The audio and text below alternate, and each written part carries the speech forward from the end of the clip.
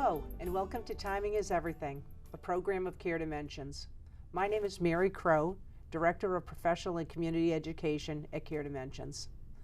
We continue with our series of programs for you around hospice, a journey of care, through the lens of the interdisciplinary hospice team. Today our topic is hospice and spiritual care, nurturing the soul. We have the pleasure of speaking with Steve Kohut, spiritual counselor. Steve, welcome to the show. Thank you, Mary. Thanks for having me. I was thrilled to have you on, My pleasure. Steve. So, Steve, tell the audience a little bit about yourself and your role at Care Dimensions. Sure. So I am a Beverly native originally, and then after college I found myself out in Central Mass, almost 20 years out there, and I was ordained a deacon in 2017. I had a great career with the telephone company. I retired early after 25 years. And in the midst of the pandemic in 2020, my family and I, we moved back to my beloved North Shore. We're living up in Cape Ann. We love it. And right at that time also, I took a job with Care Dimensions. So it's been about 5 years now as a chaplain, or now referred to as spiritual counselor. And as a spiritual counselor, I work with a team that each client is assigned, a nurse, a social worker, and we work together to provide hospice care along with all the complementaries and backup support. So, you know, I feel like I've come full circle. I've come home to my home, and I've come home in my work as well. Oh, that's wonderful. So what drew you to hospice care? What makes this work so special? So I think it's really a culmination of my life's mission, my life's work. So next year will be 40 years I've been in the funeral business, from just starting out helping out to formal education and licensure. But I think what drew me is my commitment to the dignity of death, dying, and bereavement, and the enormous quest that it caused in me to, like, what is it that makes us be the way we are, especially around death, dying, and bereavement. So my work as a chaplain or spiritual counsel has really allowed me to sit with these questions. I think in the 80s, when I first started the formal study of this thanatology, the study of death, dying, and bereavement, I first heard that, you know, we're a very death-denying society. And I think part of that today, it saddens me that I don't think we've moved the needle in the right direction. And sometimes I fear maybe in the wrong direction. No one wants to talk about death, and yet when that happens, here we are. Right, right. Yeah, it's an interesting that we have a ways to go, don't we? We're certainly not where we need to be yet. It's a shame, because this is something that this is a part of all of our lives, and you know, and hopefully for all of us it will happen later than sooner, but it will be here, and something that is so much a part of our lives that people just feel ill at ease talking about. It's really a difficult thing, and I think that's where the work becomes so important. So that's why I'd love for you to talk about, you know, how do you address spiritual and existential concerns when you're caring for people through their end-of-life journey? Yeah, so this is probably the most challenging, because you want to carve out a real holistic approach and bring in some tools for those at end of life and those caring for them. And that is really led by active listening, to really carve out a sacred space for people to begin these very open and honest discussions. Usually they're a reality of what's happening. You know, people that may come on to hospice may have been having some struggles medically, so the nursing and the doctors and the medical aspect kind of flows. They've been around or exposed and been under medical care. And when they give themselves onto hospice, and now you introduce a spiritual counselor, a chaplain, that can become very real to them. That is probably the first time they begin to think, we're going to start talking about the heavy stuff. Is this really happening? And to carve out this space and time for them to have open discussions, to allow people to begin to talk about their legacy. They probably never even thought about their legacy. And I think what's really important as a spiritual counselor is we are only with them for a real small piece of their total journey. So we enter in, which is an enormous privilege, of this sacred space where whatever they're carrying, any baggage, any family dynamics, that's all there. We're not going to fix that. And we're not going to attempt to fix that. We're going to honor them and afford them where they're able to go with how much they're willing to explore. And usually it's resistant at first. They want to talk about what it means to them to honor their spirit. Most people that are afraid, it's really not the person that's really in end of life, it's those that are around them. And you see that they're concerned about them, but they want to be understood, they want to be heard. A lot of times it's just really honoring that space of where they're willing to go. And sometimes it takes time. Unfortunately, sometimes we don't have a lot of time. But just being available, just being present to say, you know, how can I best help you? You know, I think we're all spiritual.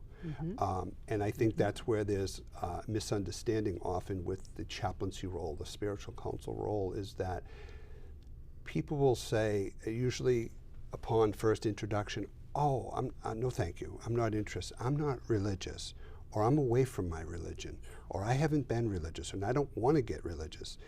And that's fine, but we're all spiritual. And to honor that, right, to those people that are religious, and religion and doctrine and rites and rituals are important to them, they'll lead with that in their spirituality. But I often think if they would just be asked, you know, the nurses, the doctors, everyone's always saying, you know, how are you feeling? How are you feeling? How are you feeling? And it almost becomes like the infamous New England, good and you, good and you, good and you, without any thought. How about asking, how are your spirits today? You know, really get in touch with that, or allow that, an opportunity to do that. So talk more about that, Steve, the role of spirituality, you know, in this work, because when people hear this word, like you say, it's different, because they automatically equate it to religion, and it can certainly it can be connected, but not necessarily. And I do agree, we're all spiritual beings, but not necessarily not everybody is religious. So can you talk about that role of spirituality and what that means? And I think there's a great tenet of difference, right? Even though the two that come maybe from the same religious background, they're different, and their understanding. They may share some shared beliefs and practices, but it's different. I love when someone says, "Oh, I don't believe in God." I say, "Well, tell me about the God you don't believe in." You know, just meeting them where they're at. One's spirituality is often, a good spiritual visit is often, we never talk about a God or a supreme being or a ritual or a rite. It's, this is how I'm feeling, and this is what I want to address.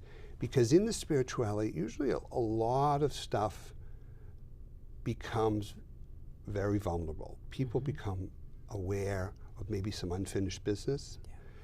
The element of forgiveness surfaces. Maybe they need to forgive themselves or others. And let's be honest, none of us like to really sit with that until it becomes, well, maybe I should do it now. To afford someone in their spirituality to say, I'm here for you. I want to honor what's important to you. Maybe that's through the arts and music, nature, telling their life story. I use that, I'll be in full disclosure, I lead with a life review or trying to get something that's familiar to them. Talk more about that, Steve, because you know me, Yeah. and I love life review. Yeah. I think it is critically important, and for everyone, Yeah. not just people who are at end of life, but people are doing this type of review throughout their journey. Talk more about it, though, kind of in the work that we do at end of life, and why the life review is what it is and why it's so important. Yeah, it's just honoring them to tell their story. Yeah. Tell me where you grew up, and was that good? Was that important? Are you still there? Is anyone still there? What was your occupation in life? What did you do? What did you want to do? Yeah. What's the legacy with your children, your grandchildren, your great-grandchildren? Tell me your greatest accomplishment. Tell me something you still wish you'd like to do. Are you a reader? What's your favorite books? Why do they speak to you? Do you resonate at the ocean and the sea? I mean, I think any of us that live where we are fortunate to live can connect to that. Yeah. Simple connections, but meaningful. Powerful questions, Yeah. really, because again, they seem so just conversational, quick. But again, you mentioned a couple, and these are powerful. Yeah. When you're asking somebody, in a way, like, tell me something that, how would you like to be remembered? Mm-hmm. That is important to people. Yeah, because again, what we hear is not always what we feel ourselves. Right. Or what if there was anything that we wish we had done differently in our lives? Right. Those are big questions. Right. And oftentimes we get to the point, the family will often want to say on a sidebar, like, would you help with some of the funeral planning or the life celebration? I tend to lead with that language because language is so crucial, right? Let's honor a life rather than mourn the death. And, I really we share this common desire to learn and bask in knowledge. So all the books we've read, the knowledge, the seminars, the theories, it really comes down to, I feel, that we grieve because we love. And the more that we love, the more that we grieve. And really, the only remedy for grief is grieving. And no two of us will ever grieve the same. Right. And I think when we try to put someone in a box or give them a timeline or say, you should be back to some sense of normality, the process will forever change the person. Yeah. And that's sacred. Yes, it is. It absolutely is. Yeah. Tell us about kind of an experience that you've had, somebody that you have cared for, giving us an example of what, again, the work can do in terms of focusing in on somebody's spiritual needs and such. So I once was visiting a woman who was in a facility, and her daughter was basically in charge of making all her decisions. She had some cognitive impairments. And initially, she wanted to decline the spiritual care visit. And she went right to, my mother's not a religious person. She's been away from her church for a long time. But she agreed at the end, maybe just for a visit or another set of eyes going into her. So I went in her facility, and she was in her room and bedbound, but awake and alert to me. And it came out that she wanted to tell me that she was from Salem and that she grew up in the Salem Common area, and she was asking me if I knew it. And I'm fortunate enough that I had some great aunts that lived in this area, and much of my childhood was there. They were watching me or babysitting me, and I spent a lot of time in my very youth there. And so I asked her, do you remember the popcorn man on the Common that used to have the gas-fired? And she immediately lit up. Now, she probably didn't have some very good clarity of what she just ate or what happened yesterday, but she was able to go back and tell me in more detail about the popcorn man. And then this opened for her an opportunity to talk about the bandstand in the Common and how on Sundays they would have bands and the families would gather. And she just was able to really go in, and she was really illuminated. She was smiling. And she thought it was so wonderful. The daughter followed up with me maybe a day or two later, and she said, I'm surprised, she said, because my mother said, I had a wonderful visit from that guy from Salem. Oh. And even though I'm not from Salem, Yeah. We had a wonderful spiritual care visit. Wow. And that visit was void of any God or religion. Yeah. I mean, had she gone there, that would have been great, and we would have, danced that dance. Sure. But it was really, and I think it's key to spiritual care, always allow them to lead where they wanted to go. Yeah. Yep. And whatever they want to talk about. Right. Because they know their spirit. I don't know their spirit. I'm asking them to share it with me. Right. And I think sometimes, we get so task-oriented that we can actually derail people from what's really important to them because we kind of have our own agenda and we're leading them. So I think that's a beautiful way of doing it, to really kind of let them lead and to follow them where they need to be. More and also you're developing a trust very quickly because this is very personal stuff that you're talking about. Yeah. And I think we need to have, as spiritual counselors, thick skin, because we do really come in for a very brief time, a very emotional time. And very often we're strangers to them, even though our intentions are sincere and compassionate and good. And we're asking them to really open up to some real heavy items with them. And that's acknowledging really their fear, their anxiety, the unknown, the loss of their autonomy. Yes. So those things have got to be very well balanced and respected. Absolutely. Even when they say, I'm not ready. Right. Maybe it's them, maybe it's their family, but you say, great, I remain available. Yeah. And when you are ready, we're here for you. Yeah. It's so important for people at end of life to know that their life had significance and meaning. It's important for them to be able to work that out. That's why I love Life Review so much. Again, celebrating those things that went well and maybe trying to even have opportunity to rework. People don't always have that opportunity or even feel like that's something that's available to them. And I feel like this is where, again, spiritual care comes in. I call this nourishing the soul, and this is what it does, doesn't it? Really enables people to, again, reflect on. People want to reflect on it. Again, sometimes they don't know if they have a safe space. Yeah, and that's exactly it. Give them the safe space. Let them tell their story. Yeah. And everybody has one. Yeah. If somebody is just willing to listen. That's right. And I love that you started this by saying active listening. Yeah. And people hear that term and they don't always understand what that means. And you can talk a little bit more about that. But it's about compassionate presence. These are terms that are very important because we think we're good listeners. Right. Not everybody is. This isn't something that we were born with. This is something that we learn. So talk a little bit just about what you mean by that.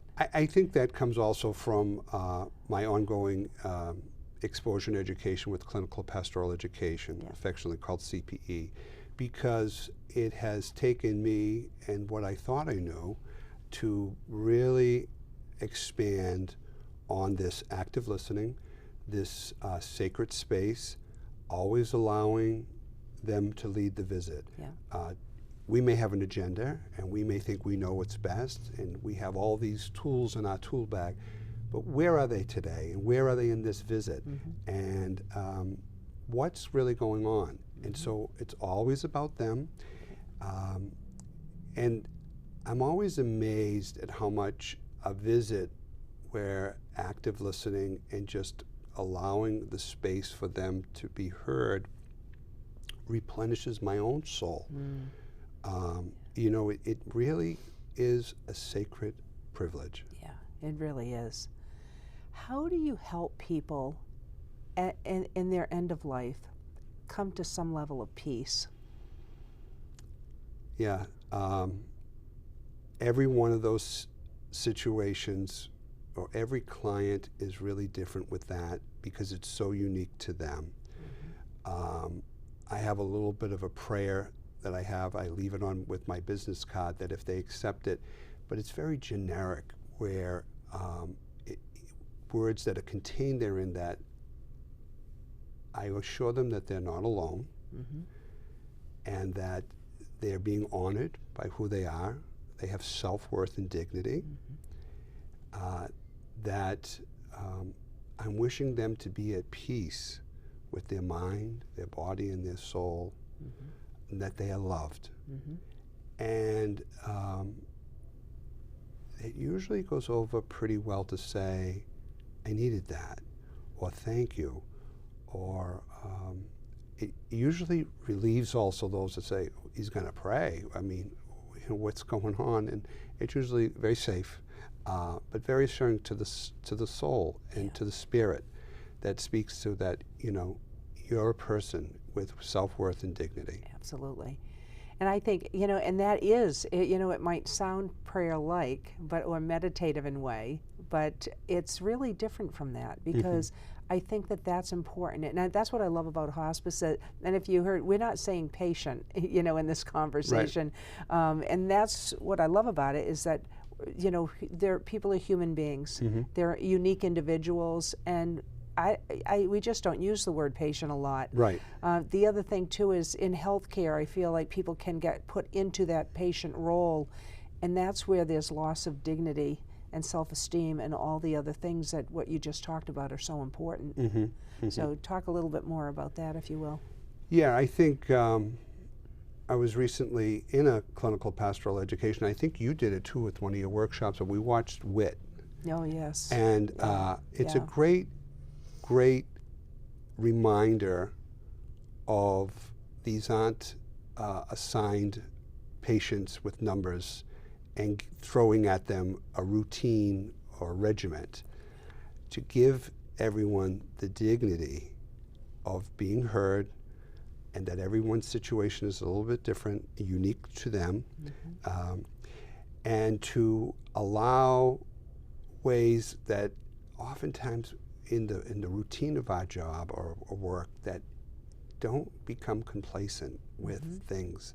You're dealing with something so sacred that it's so important to really remember this, to honor this person as an individual, to allow them to express where they are or where they're not. I mean, sometimes someone doesn't want their spirit visited or renewed or refreshed, and they're not ready, and that's okay. That's really okay. Because you'd probably do more damage than good by forcing something that someone's not ready for, or you don't ever want to create any anxiety or fear. Yeah, absolutely. They're already there. Yeah. So I always say, sometimes people maybe a family member will be apologetic that their family member has declined spiritual care or not ready for us. Say, no, I'm only here to help. I want to make this better for you guys. If they're not ready, they're not ready. I also tell all those that are journeying with their loved ones, spiritual care is very much here for you as well. Right. And I think that's a powerful reminder that, the spouse or the child that's really all of a sudden kind of had their life upside, they're all invested in this care, I remind them that they're very much tethered to the journey. Right. And that it's having an effect, and we're aware of it, and we're here for you as well. Yeah. I think that is extremely important too, because a lot of times we're focused so much on the individual that a lot of times people don't feel. They feel like they're on the periphery, and that they're not. Nope, I bring them right in. Yeah, you have to.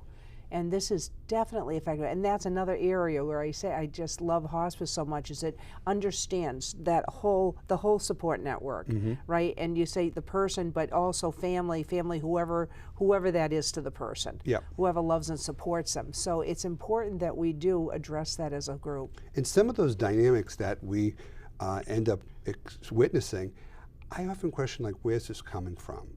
Is this, mom or dad is now at end of life? Is this behavior because they don't really know how to accept this, or no one's asked them, how are you doing with all this? And it comes out in some I'll never forget, early in my studies I had a great professor who taught us that we're getting into dealing with people after a death, the real meaning of the word cathartic. And he used a real graphic example with a newborn that he had and changing a diaper, but it became very real in the essence that spiritual care and the work that we do becomes very cathartic, and sometimes you are that very first reality that this is really happening to them, and that might just come out at 100 miles an hour at you. and not meant to be personal or Yeah. or offensive, Sure. but be prepared.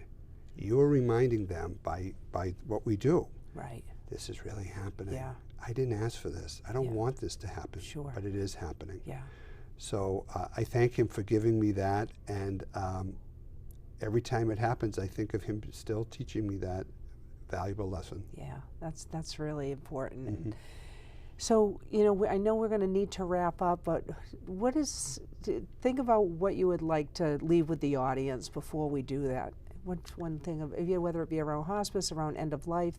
I just think the whole concept of hospice is, if people really weren't afraid of it or put a negative connotation attached to it, and realize that it is a beautiful and enormous gift, either they give themselves or for the ones that they're caring for, to allow the focus to be on comfort, care, and dignity, kind of backing away from traditional medical modality where those have been tried and the person in their right mind says this is what they've asked for, honoring their end-of-life decisions. Maybe they don't want to be going through extreme measures, but to really be okay and see hospice for the beauty that it is. It's a wonderful gift. Yes. I wish people put their loved ones or themselves on it much earlier to get the full experience, the full exposure, the full help, the full care. Yes. Yeah. And we often hear from people who do come on later that they wish they had Yeah. done it sooner, don't we? So we say that Yeah. from love and experience, Yes, but yeah. don't be afraid of it. Yeah. It's a beautiful act of love. Thank you so much, Steve. My It is pleasure. such an honor to have you on the show Thank you, today. Mary. Thanks for being My here. pleasure. And I want to thank everybody for tuning in to this episode, and look forward with continuing our series on the interdisciplinary team, and hopefully you'll be tuning in for that. It is an opportunity to be with your loved one for all the one mores or all of the little bit more rather than the last. And I have met so many families that I think have almost had their life extended, if for sure their quality of life, a longer time being able to enjoy their families at home without being in a hospital by signing on to hospice. You know, we think of hospice care as something that occurs at end of life, but there's a lot of healing that can happen at end of life. And it's not the healing that doctors or nurses in the healthcare system do. It's the healing that families do by showing up and loving one another.